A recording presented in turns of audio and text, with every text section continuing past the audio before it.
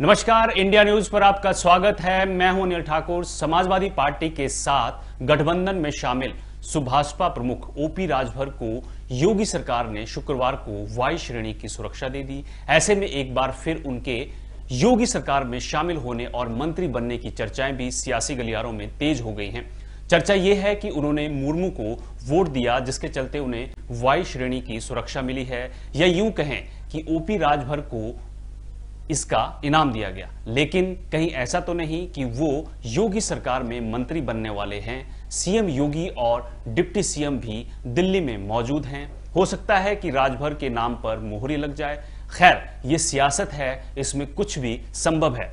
राजनीति की फितरत ही ऐसी है, वो मंत्री बने या ना बने, लेकिन अखिलेश की आंख का रोड़ा जरूर बने हुए हैं। हालांकि मंत्री बनने की चर्चाओं पर खुद ओपी राजभर ने स्थिति साफ कर दी और सुरक्षा मिलने का कारण भी मीडिया को बताया। साथ ही उन्होंने आगे की रणनीति का भी खुलासा किया। राजभर ने कहा कि मुझ पर पहले भी हमला हो चुका है और आगे भी हमला हो सकता है। ऐसे में सुरक्षा मांगी गई थी और अब मिल भी गई।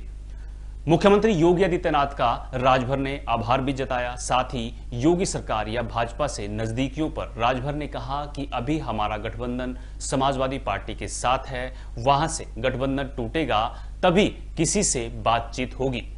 कौन गठबंधन तोड़ता है, इस सवाल पर राजभर ने कहा कि अखिलेश यादव ही तोड़ेंगे। वहां से तलाक तलाक कहा जाएगा और हम कबूल है कहेंगे।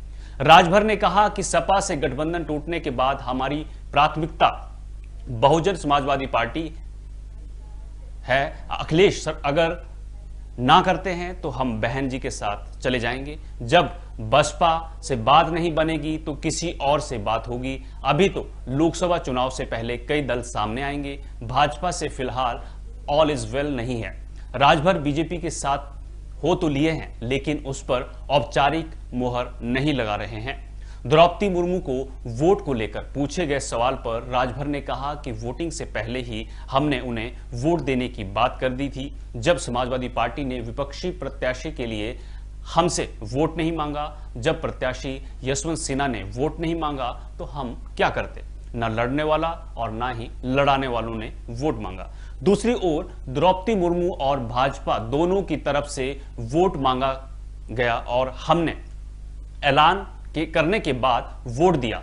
अब आने वाले दिनों में यह देखना होगा कि ऊंट किस करवट बैठेगा, या अखिलेश राजभर को बाय बाय कहेंगे या नहीं।